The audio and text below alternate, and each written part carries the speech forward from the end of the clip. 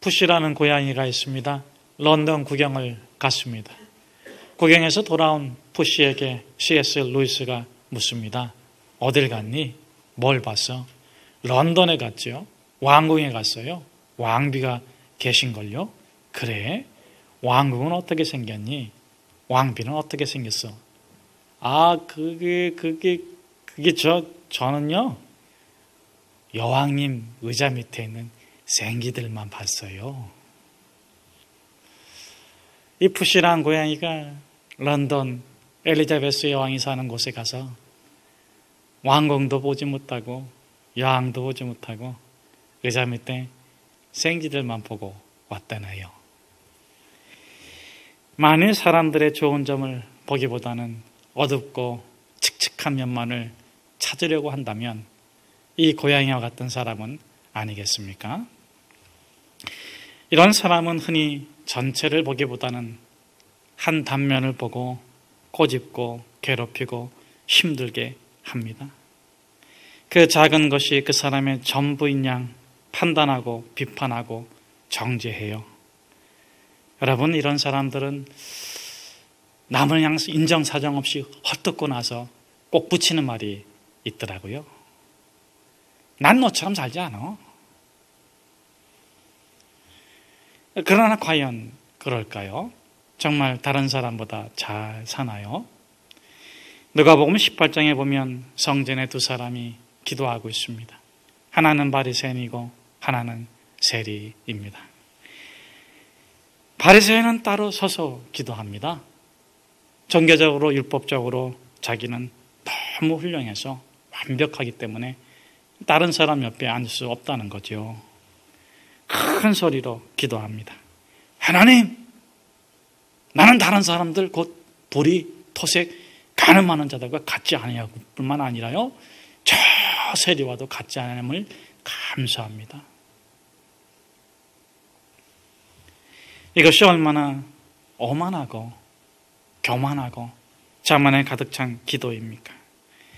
알면은 자신이 얼마나 그 세리를 알겠습니까? 얼마나 안다고 정죄하고 심판합니까? 보이는 것은 알겠지요. 그러나 보이는 것이 전부입니까? 몇 가지 들은 것은 알겠지요. 그러나 그것이 그 사람의 모든 것일까요? 과연 바리새인이 세리의 성장 과정을 알고 기질을 알고 세리가 참고 인내하며 더 나은 사람이 되기 위해 뼈를 깎으면서 흘린 그 눈물을 알까요? 그 사람이 죄를 회개하고 선을 행하며 의를 위해 부단히 노력한 영적 무게를 잴 수가 있겠습니까? 그 사람의 직업만 보고 어떻게 전부를 판단할 수 있단 말입니까? 우리는 나는 너를 알아, 이런 자만에서 벗어나야 합니다. 사람이 정말 모르는 건요, 다른 사람이고요, 더 모르는 건 자기 자신이 아니겠습니까? 그러므로 심판과 구원은 완전하신 하나님께 맡기고 우리는 비판하고 정죄하고 판단하며 살기보다는 헤아려 주며 살아가야겠습니다. 사랑하는 여러분, 만약 이 바리새인이 세리였다면 어떻게 기도했을까요? 하나님을 보고 자기 내면의 죄를 보고 있었다면 어떻게 기도했겠습니까? 형제를 비난하고 비판하고 정죄했을까요? 쓰레기통을 비우려면 어떻게 해야 돼요? 아무리 좋은 세제를 집어넣고 흔들어도 쓰레기통이 깨끗해지질 않습니다. 쓰레기통을 깨끗하게 청소하려면 먼저 쓰레기를 버려야 돼요. 세리는 멀리 서서 감히 눈을 들어 하늘을 우러보지도 못하며 가슴을 치며 기도합니다. 하나님, 나를 불쌍히 여겨주십시오. 내가 죄인입니다.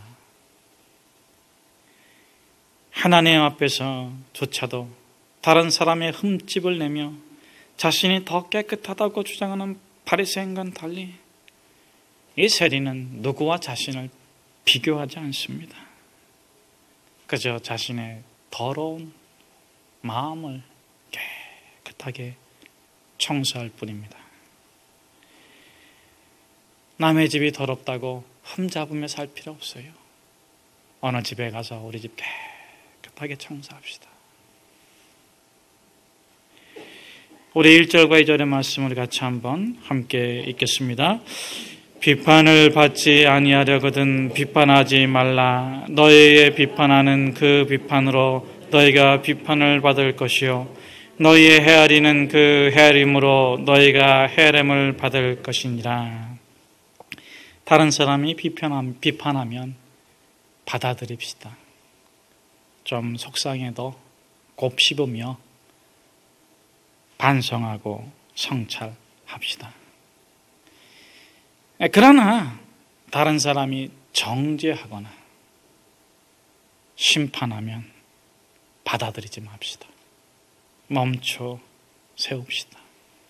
그리고 통과시킵시다. 통과.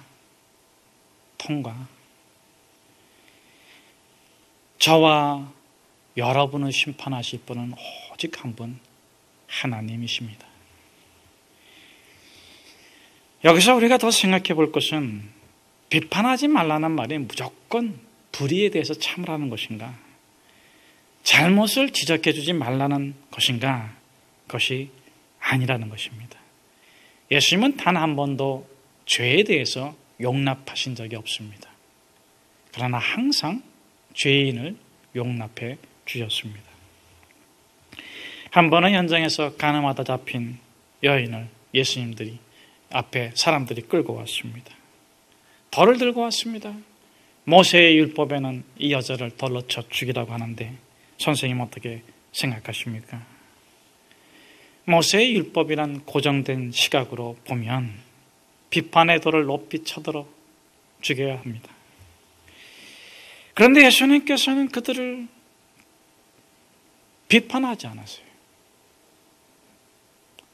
허리를 굽혀서 땅에 글씨를 쓰시고 그리고 일어나서 이렇게 말씀하십니다. 너희 중에 죄 없는 분이 먼저 돌을 던지세요. 여인의 죄는 드러났지만 여러분들의 죄는 드러나지 않았을 뿐입니다. 정죄의 돌을 던지는 것이 바람직하고 좋다고 여기신다면 여러분 가운데서 죄 없는 분이 먼저 돌을 던지세요. 예수님의 말씀을 듣고 사람들은 하나둘 비판의 돌, 정죄의 돌을 내려놓고 자리를 떠나갑니다. 여인에게 돌을 던져서 덜무덤을 만들어서 자기의 죄를 가리려 했던 사람들이 그저 조용히 떠나갑니다. 예수님과 여자만이 남았습니다. 예수님께서 그 여인에게 뭐라고 물으십니까? 너를 정죄하던 사람이 어디 있느냐? 너를 돌로 치려고 했던 사람들이 어디 있느냐? 아무도 없습니다. 그러자 예수님께서 뭐라고 말씀하십니까? 나도 너를 정죄하지 아니하노니 다시는 가서 죄를 범하지 말라. 여기서 우리는 비판에 대해 대처하는 법을 몇 가지 배우게 됩니다. 첫째, 죄 없으신 예수님도 비판하지 않으셨습니다. 정죄하지 않으셨습니다. 여러분, 정죄와 비판, 오늘 본문의 단어는 심판적 의미의 비판, 판단인데 우리의 일이 아닙니다. 하나님께서 하십니다. 때로는 비판에 대해 허리를 숙이는 것이, 침묵하는 것이 가장 순수한 대처일 수도 있습니다. 둘째, 예수님은 돌을 든 사람들이 먼저 스스로의 자신을 보도록 도와주십니다. 누구나 다 죄인 아니겠습니까? 남의 눈에 있는 티는 보면서 내 눈 안에 있는 들보를 보지 못하는 것이 우리 인간의 심리가 아니겠습니까? 우리 내면에 우리의 죄를 보지 못하게 하고 다른 사람에 대해서 비판하고 비난하고 정죄하고 그렇게 하는 게 도대체 뭘까요? 누가복음 16장에서 예수님은 이 두 종류의 사람을 소개해 주세요. 세상에서 가장 행복한 사람과 세상에서 가장 불행한 사람을 대비시켜 줍니다. 가장 불행한 사람은 누구예요? 그렇죠. 거지 나사로. 가장 행복한 사람은 누구예요? 부자. 행복의 세 가지 요소를 완벽하게 갖췄어요. 권세, 부, 건강. 거기다가 출생이 유대인이에요. 아브라함 자손이에요. 죽으면 천국 가. 보장이 돼 있어. 얼마나 좋습니까? 반면에 나사로는 어떻습니까? 불행의 완벽한 3요소를 갖추고 있습니다. 가난하고 병들고. 거기까지는 괜찮아. 천대받고 멸시 받는데 강아지한테까지 천대를 받아요. 사람들은 말합니다. 저 나사로는 이 땅에서도 거지같이 살지만 아이고 어떡하냐. 죽으면 지옥 가는데 저게 더 나을 거야. 왕뿔이 막 타는 지옥 가는 것보다 에이 그래 걔가 핥아주는 게 낫지. 뭐 그럴 것 같습니다. 이 둘이 한나란 씨에 죽었습니다. 눈을 떠보니까 부자는 지옥에 있습니다. 나사로는 아브라함 품, 천국을 상징하는 곳에 있습니다. 사람들의 기대를 깨고 거짓 나사로가 천국에 들어간 이유가 뭘까요? 예수님이 이렇게 말씀하세요. 나사로는 살았을 때 고생을 많이 했잖니. 이제 너는 여기서 좀 위로받고 편히 쉬어라. 그러면 여러분 부자가 지옥 간 이유는 뭐예요? 예수님이 이렇게 말씀하십니다. 너는 살아서 좋은 거 많이 누렸잖아. 그러니까 이제 뭐 하라는 거예요? 여러분 여기 동의하시겠습니까? 저는 절대 못해요. 저는요 살아서도 천국같이 살고 죽으면요 꼭 천국 갈 거예요. 여러분이 안 와도 전 갈 거예요. 그런데 어떻게 동의할 수 있습니까?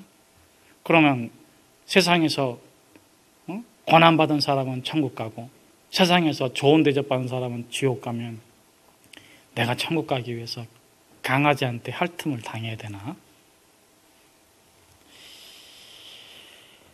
이 땅에서도 천국에처럼 살고 싶고 죽으면 꼭 천국 가고 싶어서 우리가 힘들어도 얼마나 열심히 삽니까? 이 세상의 기준, 사람의 척도로는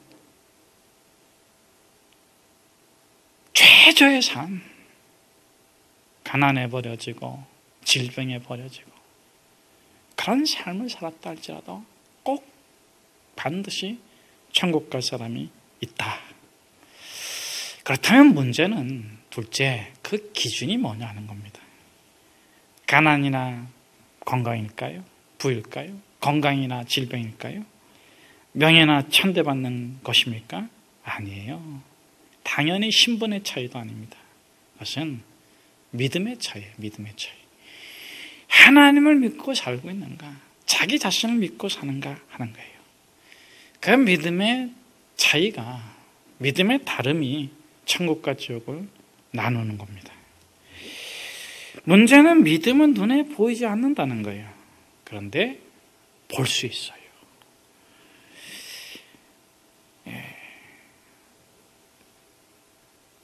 그 믿음에 따르는 표적을 보면 그 사람의 믿음을 볼 수 있는데, 참 믿음은 하나님 믿는 거고 거짓 믿음은 자기 자신을 믿는 것인데, 자기 자신을 믿는 사람은 어떻게 살아요? 하나님을 믿는 참 믿음을 가진 사람은 어떻게 살아요? 그것이 부자와 거짓 나사로의 핵심 메시지예요.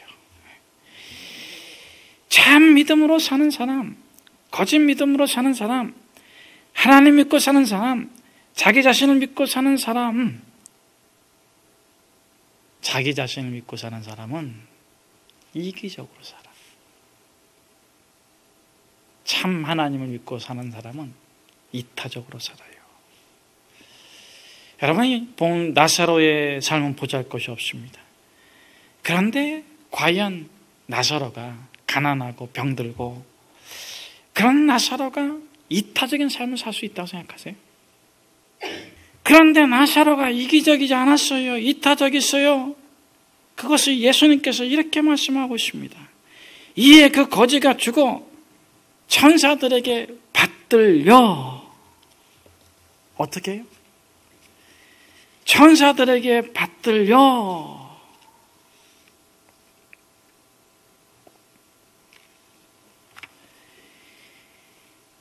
죽어서 천국에 간 게 아니에요.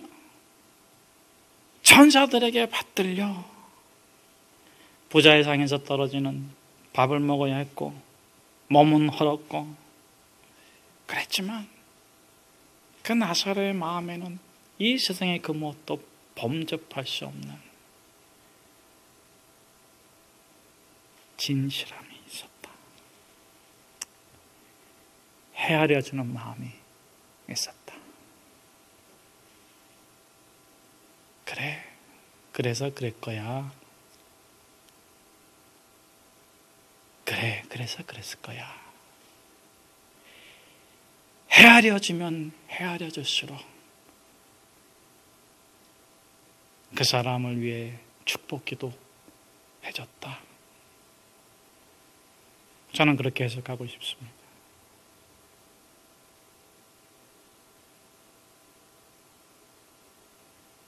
가족까지 버렸지만 자기를 버릴 수밖에 없는 가족의 마음도 헤아려주고, 진수성찬을 차려놓고 먹고 있지만 자기에게 밥 한 덩이 안 던져주는 그 사람의 마음도 헤아려주고, 정말 진심으로 미운 놈 떡 하나 더 주는 게 아니라, 하나님, 저 사람이 축복을 받으면 좋겠습니다. 그 마음이 얼마나 순수하고 고결하고 거룩했던지 천사들이 어쩔 줄 몰라 하면서 그를 받들어 갔다. 반면에 어떤 부자는 어떻습니까? 그의 몸은 건강했고 그의 부는 창고에 가득 차 있고 그의 말 한마디에 온 동네가 들썩들썩했을 것입니다. 날마다 자색 옷과 고운 베옷을 입고 상을 휘어지게 차려놓고 동네 사람들을 다 불러가지고 마음껏 드시오, 마음껏 드시오. 자신이 얼마나 이타적인 삶을 살고 있는가를 침이 마르도록 자랑했을 것입니다. 그래요. 그의 겉모습을 보면 정말 남을 위하는 것 같습니다. 우리 3절에서 5절의 말씀을 같이 한번 함께 읽겠습니다. 형제여, 어찌하여 형제의 눈 속에 있는 티는 보고 내 눈 속에 있는 들보는 깨닫지 못하느냐? 보라, 내 눈 속에 들보가 있는데 어찌하여 형제에게 말하기를 나로 내 눈 속에 있는 티를 빼게 하라 하겠느냐? 외식하는 자여, 먼저 내 눈 속에서 들보를 빼어라. 그 후에야 밝히 보고 형제의 눈 속에서 티를 빼라. 마음에 들보가 있는 사람은 항상 어둠을 봐요. 과거를 보고 실패를 보고 절망을 보고 분노를 보고 부족한 것을 봅니다. 그런데 눈이 밝은 사람은 미래를 봅니다. 과거에서 오늘을 보지 않아요. 미래에서 오늘을 봅니다. 여러분, 베드로가 153마리의 고기를 잡았을 때 주님 앞에 꿇고 고백한 말이 뭡니까? 주여, 나를 떠나소서. 나는 죄인입니다.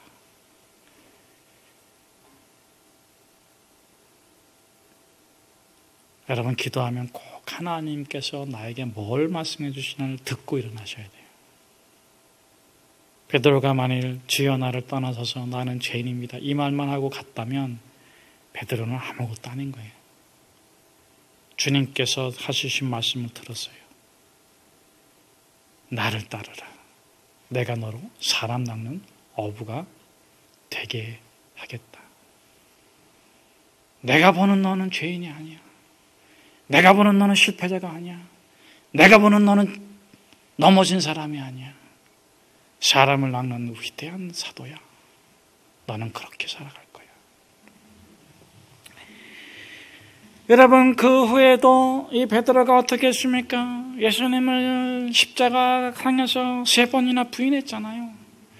근데 여러분, 놀라지 마십시오. 예수님께서는 이 베드로가 자기를 부인하고 배반하고 버리고 도망칠 줄 알면서도 뭐라고 말씀하시냐? 너는 베드로라. 그 일을 당하시기 전에, 베드로가 자기를 떠나기 전에, 도망치기 전에, 조금 전에 너는 베드로라.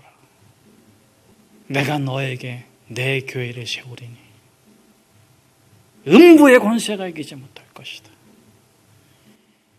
내가 너한테 열쇠를 주리니 너가 열면 열릴 것이요 닫으면 닫힐 것이요 천국의 열쇠를 너에게 준다.